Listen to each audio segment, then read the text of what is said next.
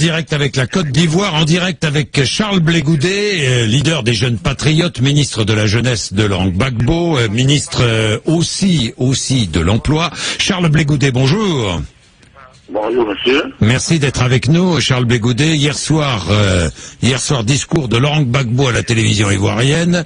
Il a proposé, votre président a proposé un comité d'évaluation internationale sur la crise ivoirienne qui comprendrait notamment des représentants de l'ONU et de l'Union africaine. Ça veut dire quoi, un comité d'évaluation qui évaluerait quoi? Un comité d'évaluation parce que il faut s'informer sur la situation qui fait en Côte d'Ivoire, où il y a une tentative de hold-up électoral, où un président de la commission électorale, en toute violation des règles élémentaires établies, est allé dans le QG de l'adversaire de Gbagbo Laurent, dans l'hôtel où vit l'adversaire de Gbagbo, dans cet hôtel où, en dehors du délai qui lui a été imparti, monsieur, le président de la commission électorale, a prononcé des résultats. Nous pensons que le monde entier n'est pas informé de ce qui s'est passé. Comment vous pouvez comprendre qu'un président d'une commission électorale peut aller dans le QG de l'adversaire de Gbagbo en dehors du délai et prononcer des résultats qui aujourd'hui sèment le cafouillage en Côte d'Ivoire?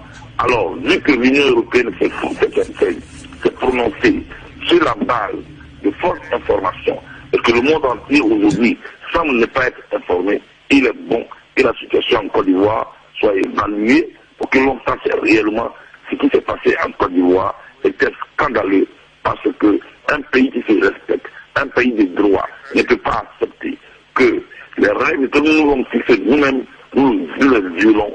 Et aujourd'hui, pour nous, il est temps que l'on cesse de dire les contre-vérités et qu'aujourd'hui, à partir de la vérité, il faut prendre des décisions qui se posent.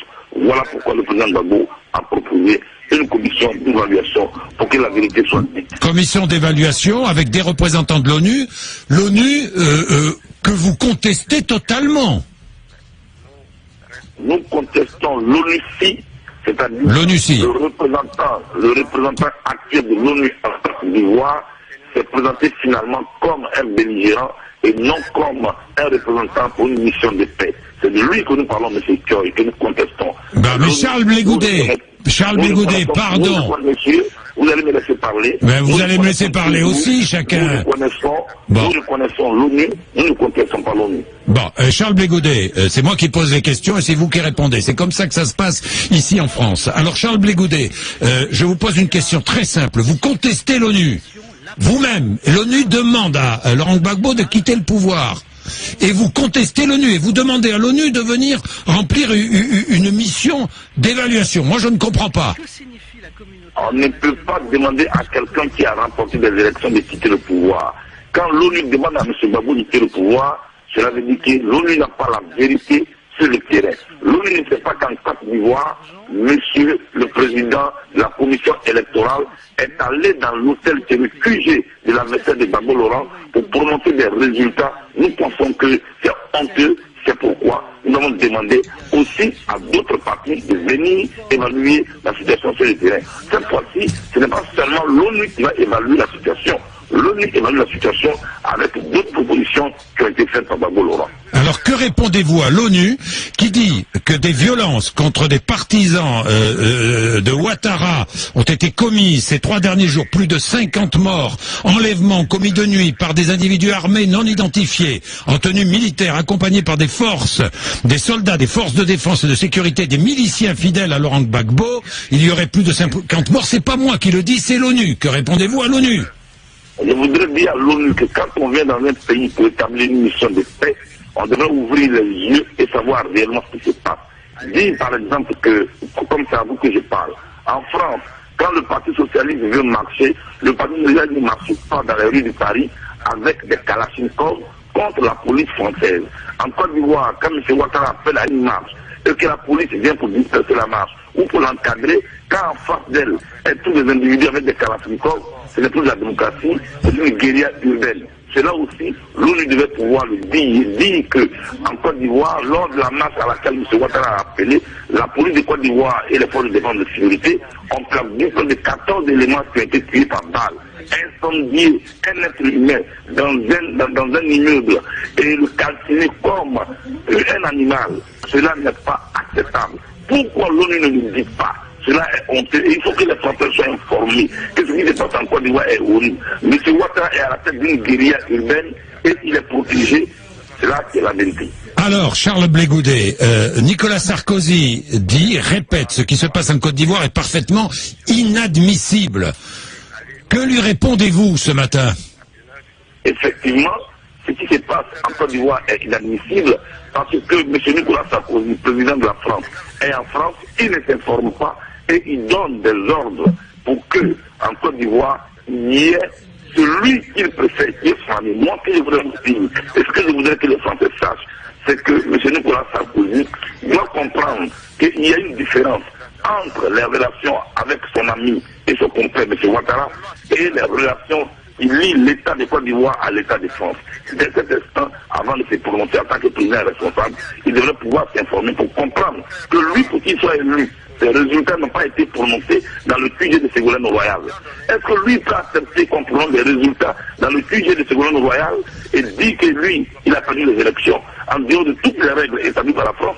C'est la Cour constitutionnelle de la France qui donne le résultat définitif. C'est comme ça qu'en Côte d'Ivoire, le Conseil donne le résultat définitif. Est-ce que Laurent Gbagbo a eu Nicolas Sarkozy au téléphone ces 2 ou 3 derniers jours?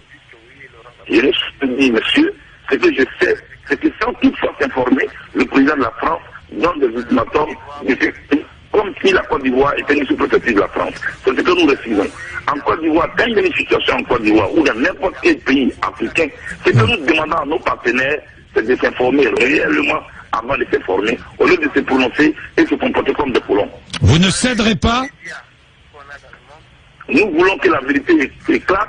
Nous ne sommes pas dans un bras de fer avec qui que ce soit, mais nous refusons que l'on piétine nos lois.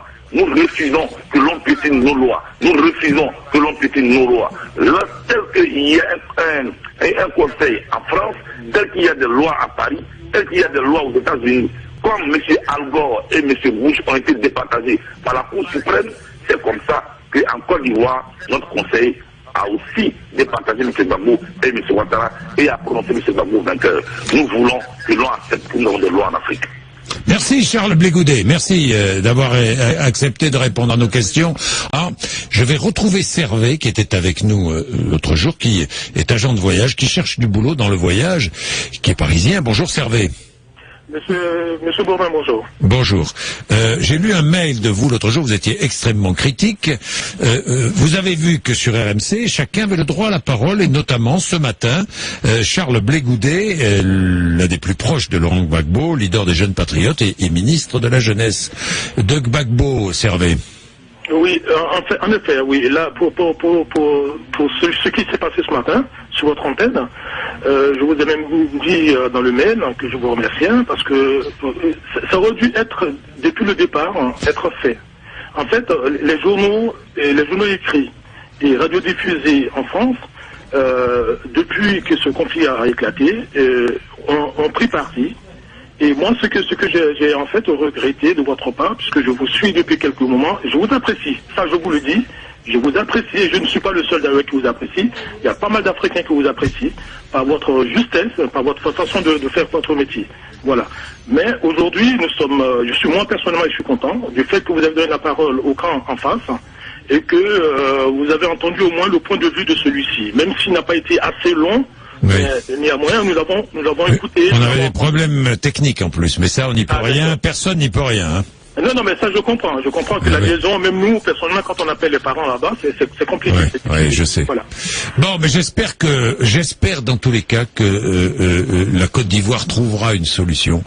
Oui, mais la solution, elle commence là, puisque un des présidents dit qu'il tend la main à son adversaire pour en discuter avec des instances. Sauf que lui ne peut pas entendre parler. Tout ce qu'il attend, en fait, que la communauté, comme on le dit, la communauté internationale intervienne. Voilà. Le coup de force, ça ne va pas permettre un dénouement. Parce que avant d'arriver aux élections, ils avaient tous convenu qu'il fallait que la rébellion dépose les armes et enfin que les gens partent. Ça n'a pas été fait. Personne n'en parle et on va aux élections et sitôt les résultats sont proclamés dans son fief, dans son siège de campagne, et tout le monde prend ça pour argent comptant, et toute la communauté internationale est derrière Ouattara. Non, laissez la parole à tout le monde, que tout le monde s'exprime, que tout le monde donne son point de vue, qu'est-ce qui s'est passé, qu'est-ce qui va se passer, au moins pour que chacun ait la vérité des choses. Merci Servet, merci. Je vous coupe parce que Didier veut s'exprimer. Ensuite, je voudrais laisser un peu de temps pour Marco. Didier est artisan maçon, pas ivoirien, il faut le préciser. Bonjour Didier. Bonjour Jean-Jacques. Bonjour, allez-y. Qu'est-ce que vous vouliez dire Didier? Bonjour. Eh ben, par rapport à M. Blégoudet, ce matin vous sembliez pas l'écouter, vous vouliez forcément qu'il le cède. Pourquoi qu'il doit céder, qu'on n'écoute pas ses arguments? Mais non, je ne voulais pas qu'il cède. L'apaisement pour la Côte d'Ivoire. Mais non, mais Didier, je ne voulais pas qu'il cède. Je lui ai posé des questions, je lui ai rappelé que c'était moi qui posais des questions et lui qui répondait. Et simplement, j'ai posé des questions, il a choisi de répondre et je lui ai laissé le temps de répondre, Didier. Parce qu'il m'a semblé que vous ne vouliez pas l'écouter, parce que tout le monde parle aujourd'hui contre Gbagbo, on ne sait pas trop la situation là-bas. Mais dans tous les cas, Charles Blégoudet a pu s'exprimer sur l'antenne d'RMC. Je ne sais pas s'il s'est exprimé sur beaucoup d'antennes. Parce que sinon, il y a que chez vous, parce que sinon, aujourd'hui, il y a vraiment qu'un parti pris. Mais peut-être, mais je ne suis... Bon, merci Didier, merci, bonne journée. Alors je voudrais terminer, et je suis désolé.